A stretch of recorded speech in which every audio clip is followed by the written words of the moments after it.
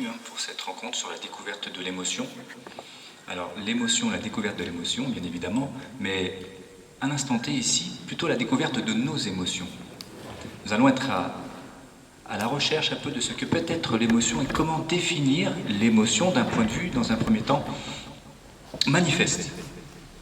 Alors, le manifeste, c'est ce qui est visible, mais l'émotion, parfois également, peut être invisible, non manifeste. Bien, ce que je vous invite à faire dans un premier temps, c'est de prendre le temps de nous centrer sur qui nous sommes. Et qui nous sommes, des êtres émotionnels régis par des émotions. Alors voyez-vous, avant de présenter cette découverte qui est l'émotion, j'aimerais quand même que vous sachiez qui je suis et où on va aller. Donc moi je suis psychologue clinicien. J'ai une spécialité, donc je travaille avec les personnes en fin de vie, donc j'accompagne les personnes en fin de vie sous 3 dimensions. Sur le pôle social, dimension sociale, sur l'accompagnement social, sur l'affectif et le spirituel. Prenez le spirituel avec un grand S au sens générique du terme, bien évidemment, l'accompagnement. Et de par ce travail-là, j'ai eu accès ensuite à une autre dimension qui est plutôt sur l'hypnothérapie. Donc j'ai été formé à l'hypnothérapie et je me vois aujourd'hui accompagner certaines personnes sous 2 formes de l'hypnothérapie. Sur une dimension plutôt ericksonienne, donc la technique de relaxation qui permet d'accompagner les gens sur leur histoire inconsciente. Et également un accompagnement moins connu, mais plus sur du subtil, de l'inconscient, sur le côté archaïque de l'hypnose. L'hypnose régressive. L'hypnose régressive, c'est une hypnose qui est plutôt axée sur le très inconscient, le supraconscient. C'est votre histoire, mais l'histoire cachée. Celle peut-être d'une génération ancienne qui vient soudainement ressurgir chez vous. L'hypnothérapie, c'est prendre conscience de ces faits-là. J'ai également été amené, de par ce fait, à travailler avec des chercheurs sur des états modifiés de la conscience. Donc l'hypnothérapie, c'est un peu ça également, c'est des états modifiés de la conscience. Donc ça, c'est une chose, c'est que nous avons tous une conscience quelque part et qu'elle peut être modifiée. Tout dépend quand et comment. Donc modifiée dans le sens où lorsque nous dormons, cet état modifié de la conscience est d'actualité. Donc la conscience, où nous sommes nous. Donc voilà, qu'est-ce que la conscience et où sommes-nous? Également lié avec la fin de vie et notamment de ce qu'on appelle des expériences de mort imminente, de mort provisoire, où j'ai investi pendant 17 ans, et encore aujourd'hui, je suis chercheur là-dessus, avec certains médecins, sur ce que peut être la fin de vie, la mort clinique, et certaines expériences vécues en dehors du corps, donc de transcendance également, liées à cet état modifié de la conscience. Et tout cela m'a poussé à m'investir sur qui sommes-nous réellement, quels sont nos potentiels. Et donc ça m'a amené à être finalement chercheur sur les potentiels de l'esprit humain, mais les potentiels extrasensoriels également. Vous avez les sens, donc l'acuité visuelle, le toucher, la vue, etc. Et vous avez ici des potentiels extrasensoriels. Bien cela, il est très intéressant aussi de prendre conscience de qui nous sommes de ce côté-là.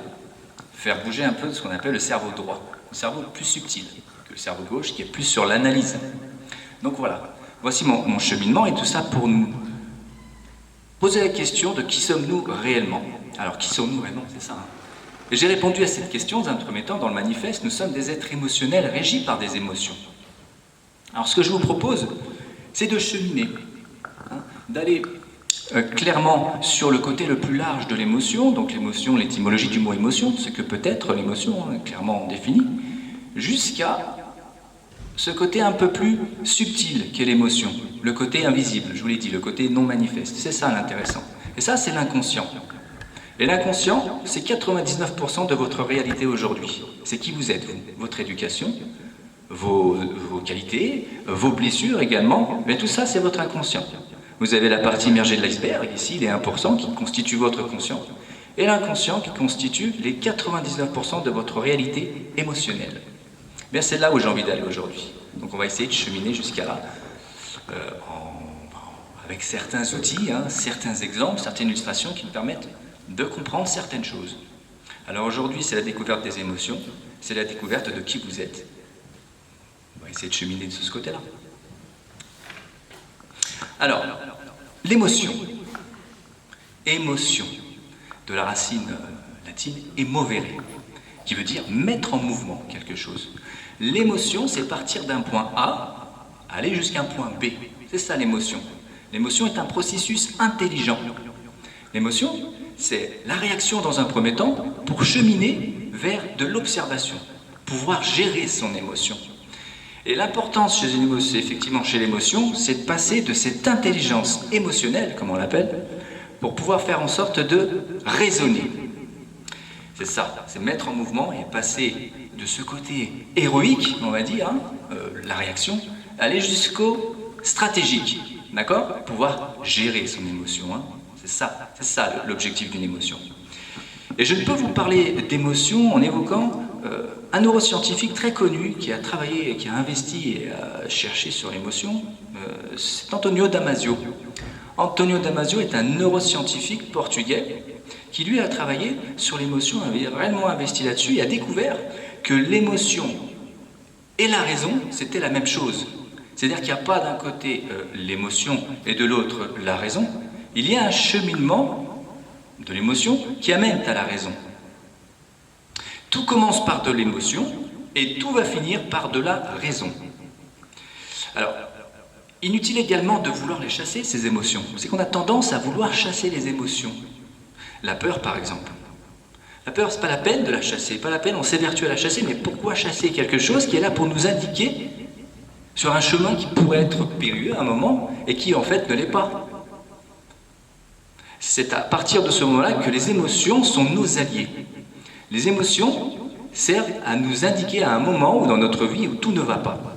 Donc à partir de là, pourquoi éviter, pourquoi chasser une peur? Et je vais distinguer les peurs, la peur chronique de la peur ponctuelle.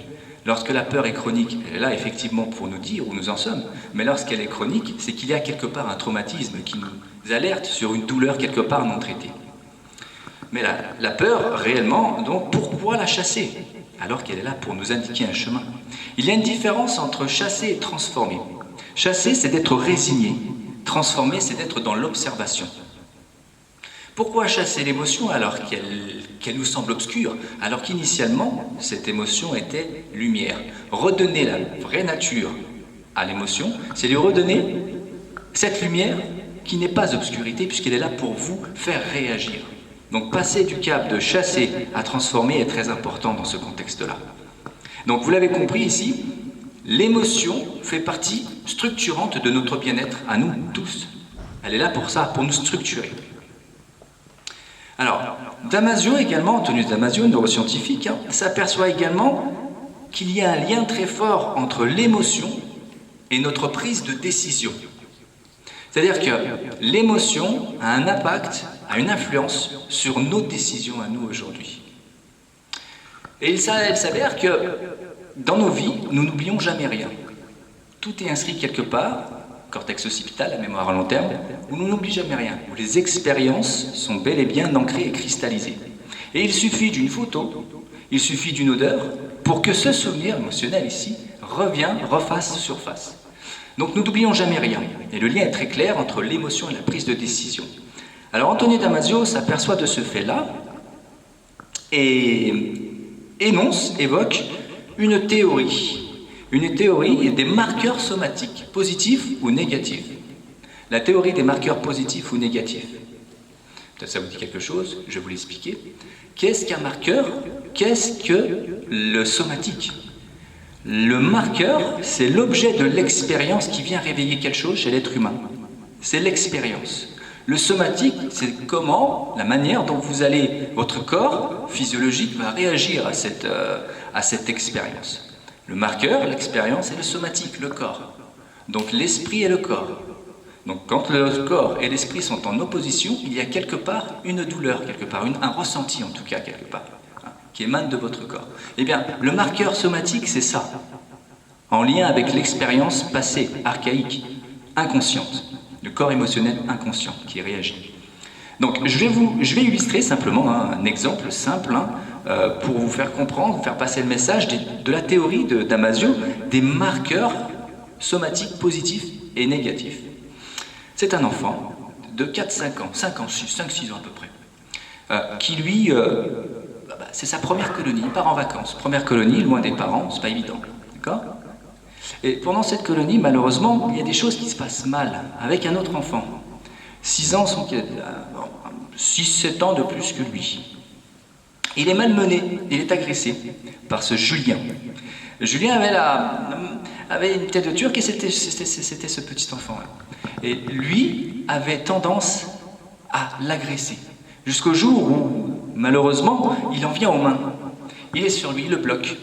Et c'est une odeur qui se dégage de ce Julien. Une odeur très forte, un parfum.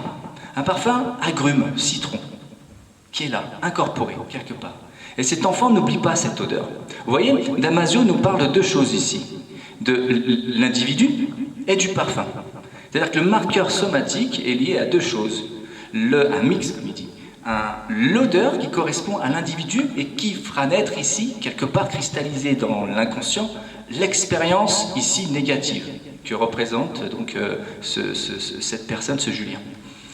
À partir de là, le soir même, tous les soirs, une autre personne est là, présente pour ce petit, pour le soulager. Et c'est une dame. C'est une dame qui vient et qui le borde, et qui a une odeur aussi particulière, une odeur fruitée, plus fruitée, qui, effectivement, là, est plutôt le marqueur somatique positif. D'accord? Eh bien, 20 ans plus tard, c'est l'anniversaire de ce petit qui a grandi, hein, et dans cette parfumerie, avec un ami, on lui propose ce cadeau, un parfum. Et la dame qui arrive, c'est très gentil, lui propose ce parfum, donc lui propose certaines odeurs, et lui propose cette première senteur aux agrumes, au citron, vous voyez. Donc il lui fait tester, et il répond ah non, avec un petit rictus, non, ça c'est pas quelque chose, ça me dit rien, ça, non, comme une sensation de mal-être. Il fait, vous avez peut-être autre chose à me proposer. Oui, effectivement, nous avons les nouvelles senteurs, plutôt cette fois-ci fruitées, hein, sucrées, hein, vous comprenez, là, hein, d'accord? Donc on le fait sentir, et soudainement, le petit sourire, hein, ça oui, ça m'intéresse, ça me correspond plus. Ça, c'est positif. Ça, c'est un marqueur. Qui correspond à quoi ici? Eh bien, qui correspond à la prise de décision liée à une émotion inconsciente qui, à un moment, a fait en sorte de déclencher un avis. Vous voyez, c'est comme un filtre ici, hein. Un filtre qui vient faire en sorte de prendre une décision. On prend la décision en fonction des expériences et on n'oublie jamais rien. C'est une première chose. Alors, j'ai travaillé sur ce fait-là et je compléterai la théorie de Damasio en évoquant autre chose. J'évoquerai ici le marqueur somatique, mais entre le marqueur et somatique, il y a également ce qu'on appelle le traceur. Marqueur, traceur, somatique. Alors, on s'est intéressé à l'individu lui-même, sur son expérience à lui. Mais lorsqu'il y a traceur, il y a expérience archaïque et transgénérationnelle. Alors, le transgénérationnel, c'est vos ancêtres. Eh bien, il s'avère que toutes vos expériences, les vôtres, sont liées également à ce que nous appelons l'épigénétique. L'épigénétique, c'est, dans les gènes, l'expérience porteur d'un gène qui appartient à vos ancêtres. Eh bien, il s'avère que ce marqueur traceur vient agir également sur le corps de la personne vivant ces expériences dans le présent. Alors, je vais vous donner un exemple d'un marqueur traceur somatique lié à l'épigénétique. Alors, c'est malheureusement une expérience négative pour cette personne-là. C'est une expérience hein, dans le contexte professionnel, hein, bien évidemment, dans mon contexte professionnel, donc en patientèle, une jeune fille de 17 ans et qui sollicite mon attention pour une consultation liée à une problématique grave, un abus sexuel, donc un viol, d'accord? Donc cette jeune fille m'appelle de 17 ans, très jeune, hein. Elle me dit, voilà, je voudrais vous consulter pour cette problématique. Voilà, et je ne sais pas quoi en faire. Je ne peux pas le communiquer, je ne peux pas l'exprimer, et je ne veux pas l'exprimer. Donc, j'ai besoin de le dire. J'ai besoin d'oublier. Voilà ce que cette petite me dit. J'ai besoin d'oublier. Je veux que vous puissiez m'aider à oublier. Alors, je sollicite cette fille, et au fur et à mesure de nos consultations, je lui propose d'investir sur la communication chez une de ses sœurs, à l'aide de ses sœurs, de communiquer ce phénomène, cette expérience-là. Mais rien à faire. Les jours passent, et j'ai un appel de cette jeune fille qui me dit, écoutez, à force de rencontrer certaines personnes, j'ai comme eu des messages des messages, des synchronicités, comme on les appelle souvent, ou liés au hasard, qui ne sont que des rendez-vous, et bien qui me font comprendre que j'ai besoin, il va falloir que j'en parle, mais je peux pas, j'ai pas la force. Donc ce que je peux vous proposer, et si vous pouvez m'aider là-dessus, c'est d'en parler à ma mère, donc de la confronter, enfin, de prendre rendez-vous avec cette maman, pour pouvoir, moi, communiquer l'information. Alors, ça a été compliqué dans un premier temps, mais il y avait quand même malgré tout, quelque part, l'effort de vouloir dire, comme quelque chose d'inconscient, une opposition chez cette jeune fille entre l'esprit et le corps. Donc je veux, mais je ne peux pas. Aidez-moi, qu'est-ce que je peux faire? Donc j'ai appelé la maman. J'ai appelé la maman et je lui ai dit, voilà, votre fille est en consultation, donc elle n'était pas au courant qu'elle était en consultation. Hein. Surprise, cette dame, de voir sa fille solliciter un psychologue. Elle croyait que c'était une blague au début. Hein.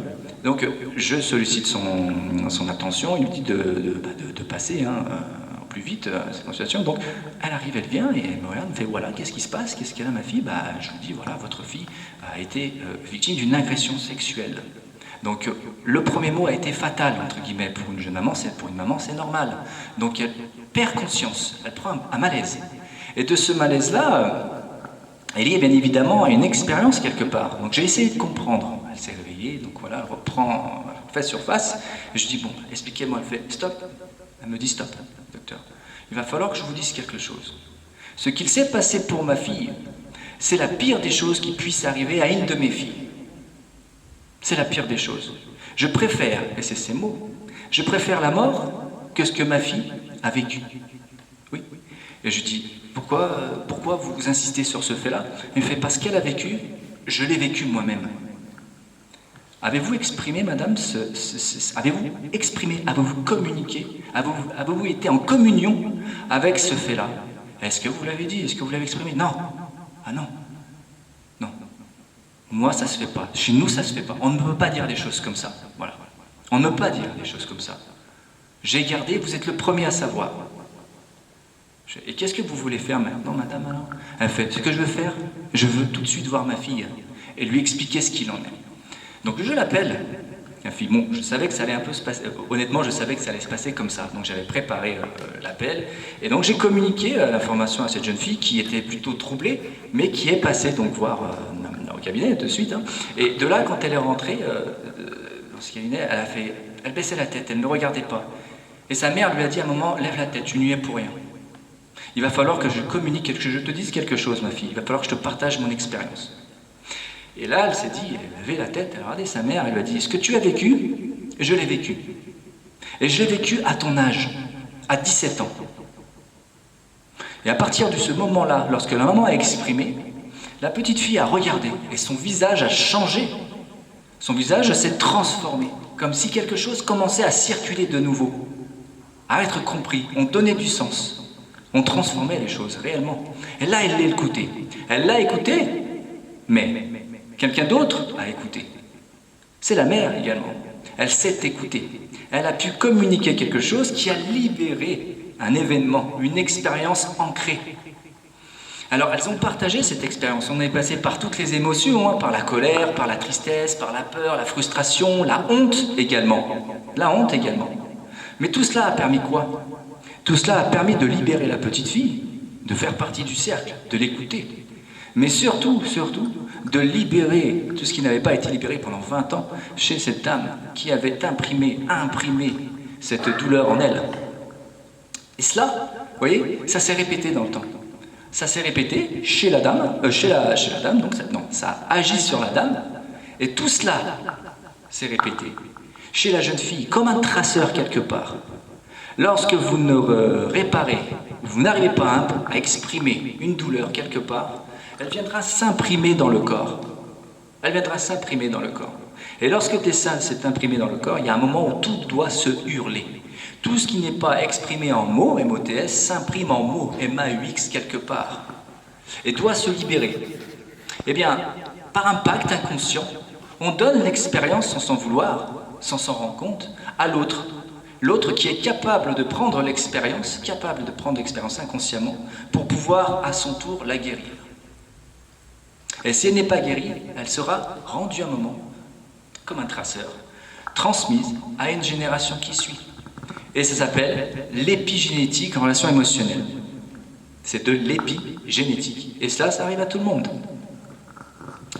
Alors, là, vous voyez, je vous ai parlé de théorie de marqueurs somatiques, théorie de marqueurs de traceurs somatiques.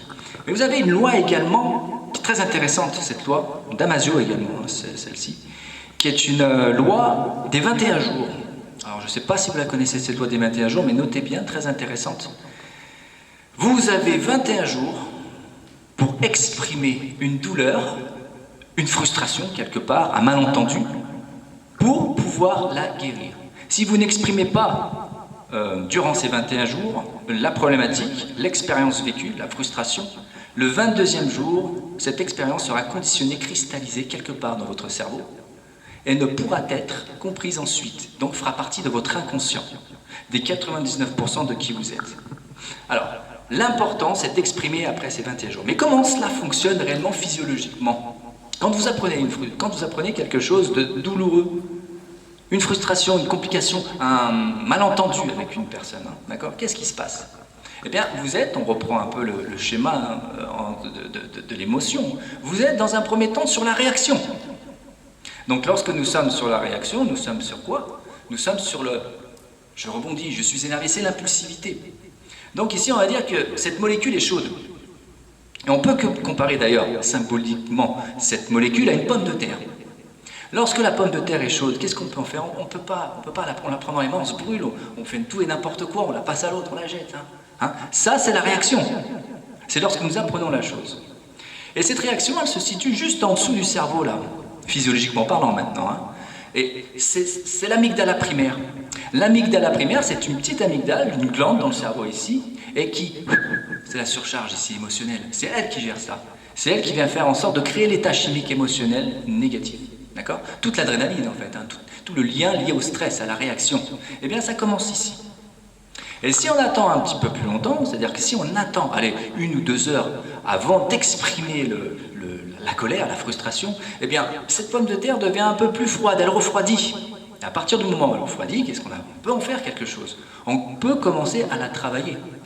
Eh bien là, on passe de la zone dite amygdala primaire, donc cette réaction, à la zone, le cortex préfrontal. Le cortex préfrontal, ici, c'est une mémoire émotionnelle sur laquelle on peut travailler. Mais si on attend trop longtemps, après ce 21e jour, eh bien, la molécule, la pomme de terre ici, gèle. Elle refroidit tellement qu'on ne peut plus rien en faire. Elle est cristallisée. L'important ici est de communiquer, exprimer un malentendu, pas tout de suite, attendez de refroidir, mais pas trop non plus. Après le 21e jour, eh bien, ce qui se passe effectivement, c'est que souvent on cristallise les choses et l'expérience devient conditionnée. Alors l'objectif étant de quoi faire finalement au bout du compte. Si on prend l'image d'un vase, vous voyez un vase? Alors, je ne sais pas si certains connaissent l'image, mais elle est très intéressante. Un vase émotionnel, risque émotionnel, c'est que l'objectif étant de voir ce vase ne pas se remplir et ne pas déborder. L'objectif étant de nettoyer le vase pour qu'il fasse en sorte d'accepter certaines situations, de remettre en question certaines situations pour pouvoir éviter donc la surcharge cognitive. Alors ça commence en bas du vase avec nos habitudes négatives, parce que c'est le risque émotionnel ici, le risque de voir déborder. Donc on est là à prendre des habitudes, de mauvaises habitudes, qui vont créer bien évidemment des mauvais comportements. Ces mauvais comportements qui vont créer des expériences conditionnées, et ces expériences conditionnées, risques réels, qui vont annoncer ici, ou surtout créer des émotions négatives. Et à partir du moment où vous montez dans le vase, ici, qu'est-ce qui se passe? Vous débordez. Et à partir du moment où vous débordez, qu'est-ce qui se passe? C'est la surcharge cognitive. C'est, comme on dirait, le burn-out, l'épuisement, professionnel ou autre, affectif également. À partir de là, il est très compliqué. Donc l'objectif, réellement, est d'exprimer, encore une fois de plus, dire avec des mots, se dire également. Fait partie ici de l'équilibre psychique de chacun d'entre nous. Dire et se dire pour ne pas voir ce vase déborder. Très important ça, de nettoyer le vase avant qu'il puisse déborder et avant de finir dans cette surcharge cognitive. D'accord ? Très important, nettoyer le vase. Alors, on parle de loi des 21 jours, on parle de traceurs, de somatiques, de marqueurs somatiques également. Mais il est très intéressant de travailler sur ce qu'on appelle, d'évoquer les blessures archaïques. Alors les blessures archaïques, il y en a 6, voire 5, voire 6, sont des blessures émotionnelles archaïques. Alors je vais vous les dire, ces blessures. Elles sont très intéressantes, en énonçant parfois quelques exemples, en illustrant des exemples pour pouvoir faire en sorte de donner du sens à chaque fois, et c'est très important de donner du sens aux choses. Donc vous avez une première blessure archaïque qui est l'humiliation. L'humiliation est une blessure archaïque. Alors, je ne vous l'ai pas dit, mais parmi les 6 blessures archaïques, il y en a une qui fait partie de qui vous êtes. Ce sont des blessures émotionnelles, quelque part liées à vos expériences, soit les vôtres, soit transgénérationnelles, rappelez-vous. Alors l'humiliation, c'est quoi? L'humiliation, prenons un exemple d'une personne qui sur la route est sereine d'habitude, il n'y a pas de problème, dans sa vie est très sereine. Mais ce jour-là, une personne qui arrive et queue de poisson. Alors première réaction, on est sur la réaction, appel de phare. Et suite à l'appel de phare, cette personne devant, bras d'honneur. Ce qui peut se passer d'ailleurs régulièrement, quotidiennement sur la route, surtout en ce moment. Donc la réaction de cette personne, bras d'honneur, comment je réagis, comment elle réagit, eh bien elle devient comme instable, énervée, colérique, prête à en venir en découdre. Mais qu'est-ce qui se passe réellement là, chez cette personne-là, qui était sereine et qui soudainement agit de manière colérique, nerveuse, prête à en venir à la violence? C'est pas ce geste-là qui vient réveiller finalement la colère, mais autre chose. Qu'est-ce qui a réveillé réellement l'émotion, la blessure quelque part? Eh bien c'est quelque chose au fond des chaussettes qu'on n'arrive pas à traiter, qu'on n'arrive pas à équilibrer, qui vient réveiller soudainement cette réaction-là. L'expérience elle-même du bras d'honneur qui a réveillé, c'est un indice, c'est une expérience qui permet quoi? Qui permet de dire au monsieur, voilà, là où t'en es ici, pourquoi es-tu en train encore de réagir? Pourquoi es-tu spontanément ici en train de t'énerver? Qu'est-ce qui réveille réellement ta blessure? Est-ce que tu as traité? Est-ce que tu as réussi à traiter ton expérience de vie? Est-ce que tu as réussi à comprendre, à donner du sens à pourquoi tu étais encore dans cet état? Donc qu'est-ce qui a été réveillé dans les chaussettes ici? Qu'est-ce qui est remonté à la surface? C'est pas l'expérience elle-même, elle est juste ici pour vous donner l'indicateur d'un déséquilibre, d'un manque d'homéostasie dans le corps, dans l'esprit. Donc voyez-vous, l'expérience, peu importe. Remercions la personne qui a commis cet acte de vous insulter, entre guillemets, car elle est là, pour vous donner du sens, pour vous donner la possibilité de travailler de nouveau, de remettre en question une attitude. Et c'est là l'objectif. Et c'est là où on voit qu'il n'y a pas d'injustice quelque part. Tout est là pour nous montrer où nous en sommes émotionnellement aujourd'hui, indirectement lié à des synchronicités. Donc les synchronicités, je vous l'ai dit, des rencontres qui ne sont que des rendez-vous, comme disait un grand psychanalyste Carl Jung. À vous maintenant d'observer, de passer de la réaction, comme je l'ai dit, donc du héros, au stratégique, pour pouvoir comprendre où vous en êtes. Et c'est là l'objectif. Et toute votre vie sociale, affective et autres, eh bien, est liée à ce corps inconscient émotionnel, ce corps émotionnel inconscient qui travaille, qui réagit et qui est conditionné à la même chose, puisque nous pensons la même chose. On y viendra par la suite sur la pensée. Alors oui, blessure archaïque, bien évidemment, nous avons autre chose. Nous avons l'humiliation, donc vous avez un exemple. Nous avons également le rejet, qui est une grande blessure archaïque. Nous avons le sentiment d'impuissance, qui est également une blessure très forte. Nous avons les injustices, la trahison et l'abandon. Donc il y en a bien 6. Bon. Alors, et l'abandon. L'abandon est une blessure particulière. Pourquoi? L'abandon est une blessure particulière parce que nous la vivons tous à un moment dans notre vie. C'est une blessure archaïque, intrapsychique, qui nous appartient et qui est liée à la vie intra-utérine. Donc la vie intra-utérine, c'est dans le ventre de la maman. On a tendance à l'oublier, mais la vie intra-utérine, c'est très important. Tout se passe ici, les fondements psychiques, la structure psychique, les commencements, les fondements, structure psychique fondamentale, se passent déjà dans un premier temps dans le ventre de la maman. Et notamment psychologique, et ça, très peu de personnes le savent.